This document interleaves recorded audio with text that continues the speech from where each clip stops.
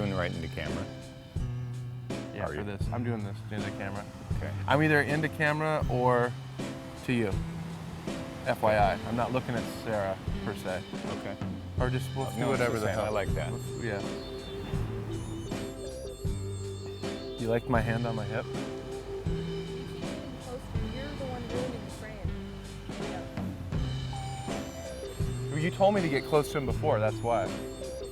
Different frame? Weird. Okay. Okay. I'm Adam Rehmeier, director of JONAS. And I'm Greg Gilmore, Jonas. I'm sorry, there's something funny about that. What are we gonna do? I don't know. Do we even What do need you that? want? You Yeah, don't we have to should. do- We need to do introductions, right? Okay. Adam. Greg? We going? Now you introduce each other. Okay. That's a good idea. That's All a right, great ready? idea. Okay. Okay. This is Greg Gilmore. He played Jonas in the film Jonas. And this is Adam Rehmeier, director of Jonas. Mine was a little bit stronger. You want more? I want you to say it again. This is Adam Rehmeier, director of Jonas. And this is Greg Gilmore, Jonas himself. Now mine was shit. it was good. So talk to me. What do you want to know? Let's start with the beginning. You know, it's good to start in the beginning, right? Mm-hmm. Well, I sent you a headshot for a film called Henry Marvin. You called, we talked. You basically said that you'd cast me without even meeting me, but you still wanted me to come audition, so I did. The audition, I recall, was bizarre, different than your typical audition. There was like a whole room full of other actors.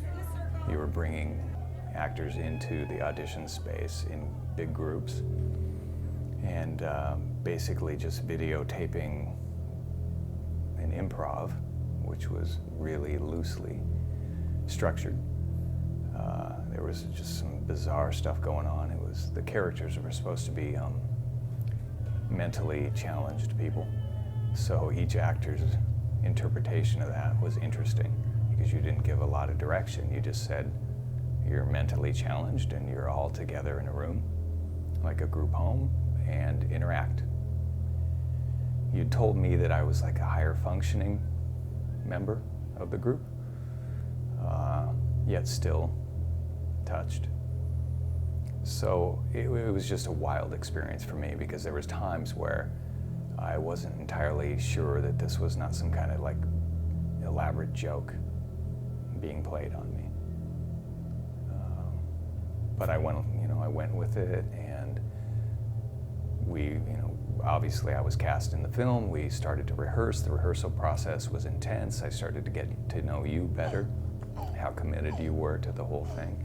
You were actually taking us to real group homes around Los Angeles, and not just for a quick visit, but spending like the day with these people, eating with them, really talking to I them. cast you like, pretty much in my head, I cast you on the spot. Well, what were you looking for? Do you remember? A creep. Like seriously, I was looking for a creep.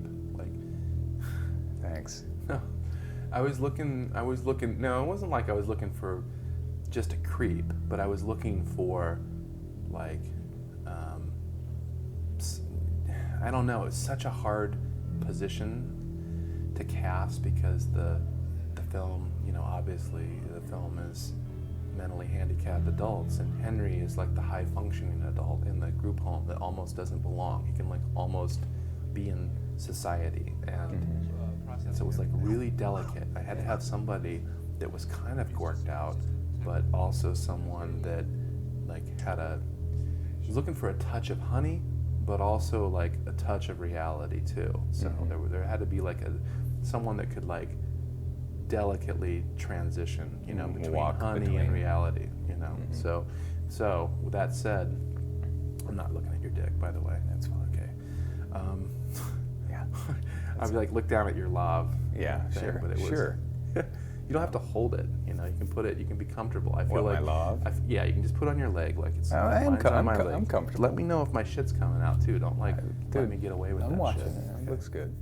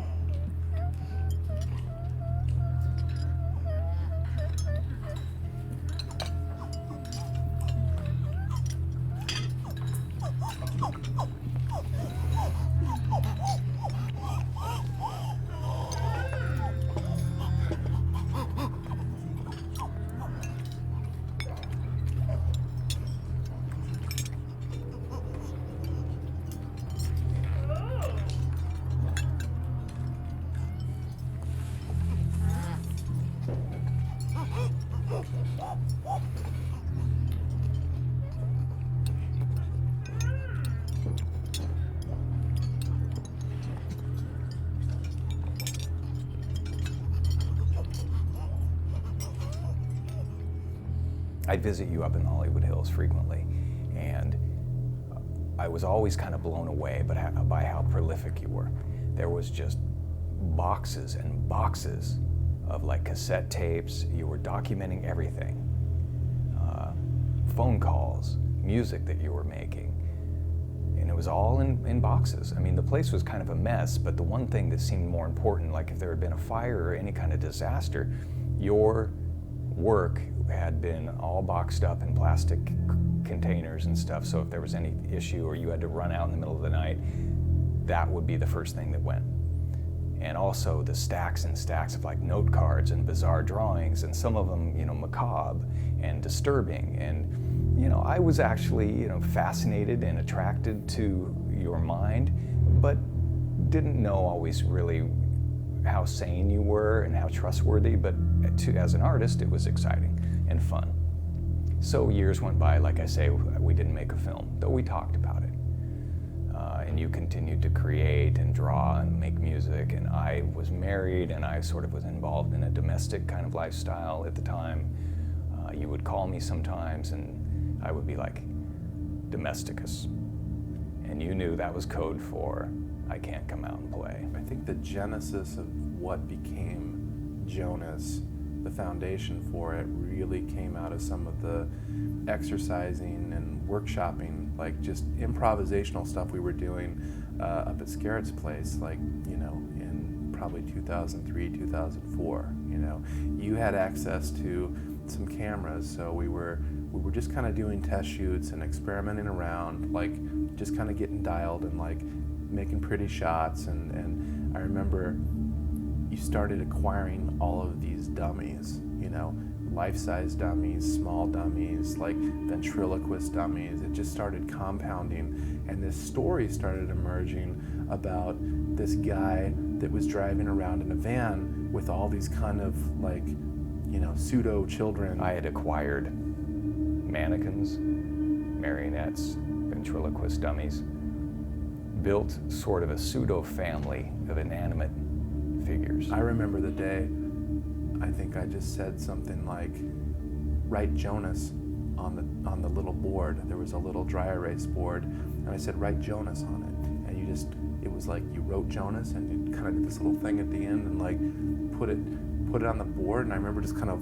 holding on it and it just sort of like stuck with me all these years, this whole Jonas thing. I mean, why do we call you Jonas? Like, why? I remember you washing your hands in the sink, and I was in there shooting, like you just washing your hands, and you were like, you know, just washing them, and you like look up and you just start laughing and working yourself kind of into frenzy, and that was Jonas. That was like this character. It was like kind of realized in some ways, and like, you know, we were shooting up there. We were shooting some scenes with the dummies. Like I remember we called the big one Taffy. You know, we had a big dummy named Taffy, and you were shooting with him, and like it was weird kind of scenes where I remember shooting through some doors and stuff, and you couldn't quite see what you were doing to the dummies, but it was like you could hear stuff. Like we had microphones planted in there and stuff, and like you were doing stuff with Taffy. You know, I don't think it was sexual, but you were were like controlling him or like talking to him, and like,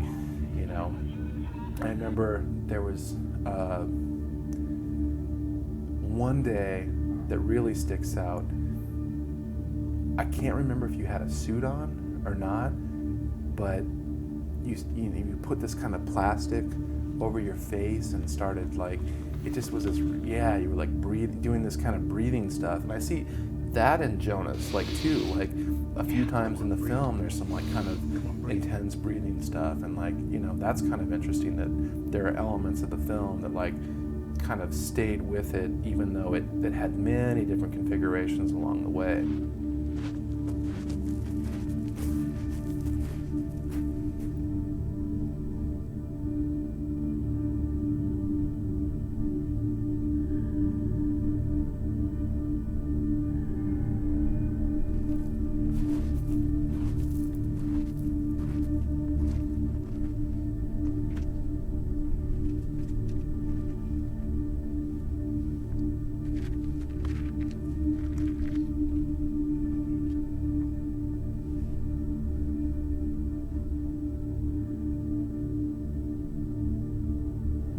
As you and I continued to shoot and improvise, different things would come up from my past. I was a magician when I was younger and a performer, well before I became an actor. So some of that was woven into it. That was actually my attraction to ventriloquist dummies and general performance stuff. I think in Jonas, while we were filming Jonas and establishing the character in the actual film Jonas, we experimented with some of my magic, and I had done some of that, and I don't think that any of that ended up in the final cut, but it's all in there. I mean, I genuinely brought myself to this film, whether it's obvious or not. I was at a point in my life, a lot of stuff had happened personally, and I was changing and kind of beginning to go through sort of a midlife thing, and had led somewhat of a dark past. And so there was truth in that. And we shot Jonas chronologically. I mean, I had long hair and a beard, and I was living in a really kind of depressing apartment in Studio City. And we captured that. We captured the belly of the beast, me actually being in that environment. And then emerging from the sea as if I'd been in the belly of a great whale, a dark place, and then emerging anew with a second chance and having some sort of epiphany and religious experience, and then going on this mission. And in a sense, I had been kind of isolating myself in real life and sort of staying away from people, and after my marriage had fallen apart. So getting in a car with you, and really it's just me in the film driving from place to place and finding different people and meeting different people from different walks of life, that was somewhat me coming out, Greg coming out, and seeing where people were coming from. What were some of their beliefs? I was coming at them with this Jesus sort of religious thing in the film, but I was also just one-on-one having an exchange with each of these people. And because many of them were non-actors, it was non-scripted, they hadn't met me prior. These were like organic moments that we were capturing. And that was cool. That was a great experience. How do you define sin? You bringing that word up now that you've got the subject of my boyfriend, you think that's a sin? Well, if it's not a platonic relationship and you're not married to him, then yes, it is a sin. Where does it say that? Where is that in the Bible? Show me that.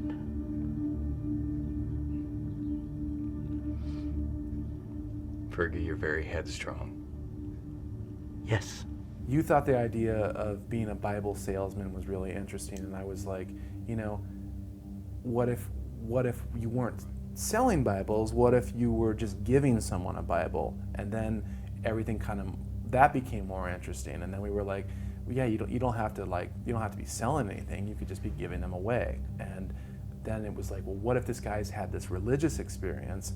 And we started looking for inspiration, and we said, well, let's just look at the Bible. We opened up the Bible, and staring us right in the face was the tale of Jonah and the whale. And then it's like Jonah and Jonas, they're synonymous. The whole story of Jonah and the whale is that God asked Jonah to go to the great city and preach his teachings, and he basically doesn't do it. And so he gets caught in this storm with these sailors, and he knows that God's angry at him. So he has the sailors throw him off the boat, where he's swallowed up by a whale and held inside this whale for 3 days and 3 nights. And so he prays to God, he cries out, and God commands the whale to throw him up on the beach, where he then tells him, to go to the great city again. And this time he listens to God, and he goes. This is an evil city with great temptation.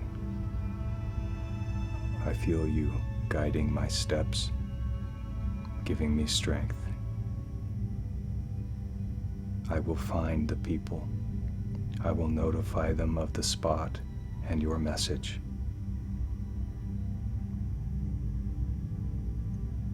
I love you, Jesus Christ. He's been given a mission by God to find certain people. He's orchestrating an event. But basically, Jonas is operating strictly on intuition and some sort of frequencies, higher frequencies that he's tuned into. He's not a religious scholar. He really doesn't know what he's doing. He's just a broken man that kind of woke up one day and now is guided to Los Angeles to do this work. He's like a tuning fork.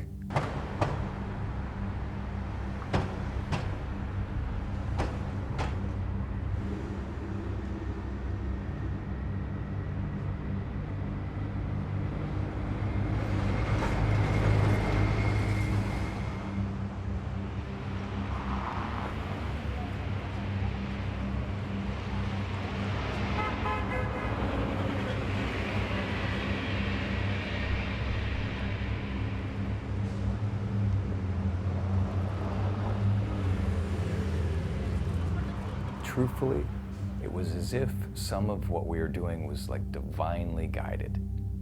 From your navigation, to the fact that we never really ran into traffic, to the different people that we met and how they just allowed us into their home, and it seemed so natural, and they just kind of opened themselves up to us. There was something, it seemed genuinely more at play, because after you finished Bunny, and it was so dark, and negative energy had been summoned, it's as if this was some kind of positive, light-filled experience where everything just kind of was clicking. I love God, folks. Mm-hmm. And I love Jesus. Oh, yeah. And the devil, oh, God's sending him to hell. I love God, folks. Mm-hmm. And I love Jesus. Oh, yeah. And I'm not, no, I'm not afraid to tell. I've seen mankind, their wicked ways, it's taken them down. Yes, I've seen mankind, 57 years, son, I've been around. I've seen mankind, their wicked ways, it's taken them down. Why, there's not an honest one among them to be found. Yes, I love God, folks. Mm-hmm. And I love Jesus, yeah. And the devil, oh, he can go to hell. I love God, folks, mm-hmm. And I love Jesus, oh yeah. And I'm not, no, I'm not afraid to tell. No, I'm not. No, I'm not afraid to tell. No, I'm not. Some people vibed on us when we showed up at their door like we could possibly be dangerous or insane. It was like we always kind of had, because we'd show up somewhere and I'd be the one that like had to go meet the people. So I'd go and meet them and I'd be like, yeah, Greg's in the car. He's waiting in the car. Like that was always kind of a creepy thing, like when you were gonna come in. I'd go in, I'd set up my equipment, I'd get the mic placed where I wanted it, I'd get my camera like ready to go, and then I'd say, now I'm gonna go get Jonas and bring him in and we're just gonna start shooting, you know? And it was just kind of a trip to see how people would react to you, because there were like lots of different reactions, and that's something that we couldn't control like really in the film, because there was no way to like really plan it out, and we didn't know the people, you know? So it was like we just kind of showed up and like did our thing. And I think because we didn't have a crew and because it was small, we were able to get what we did and kind of get these truthful reactions from people, because they were just experiencing you for the first time with like no preconceived notions whatsoever. And you know, you have your black suit and your hair is back, and like they're just reacting to it naturally, like they would if somebody showed up at their doorstep. So that was really something cool about the production that I've never done. And I can sense in you a deep desire for salvation. You know, you've been at this since you were 16 years old, right? And it's about committing fully, letting Jesus Christ into your soul, right? Letting him into your heart to guide you. Yes. I was guided here, Yes. right? So I want to see you at Venice Beach Sunday at sunrise, okay? Yes. There will be a gathering of the chosen, singing, dancing, Yes. and joy, Yes. Salvation. salvation. Okay. That's what I want. Then I'll see you there. Yes. Yes. You have my word. Thank you, Jonas. Bless you, Brent.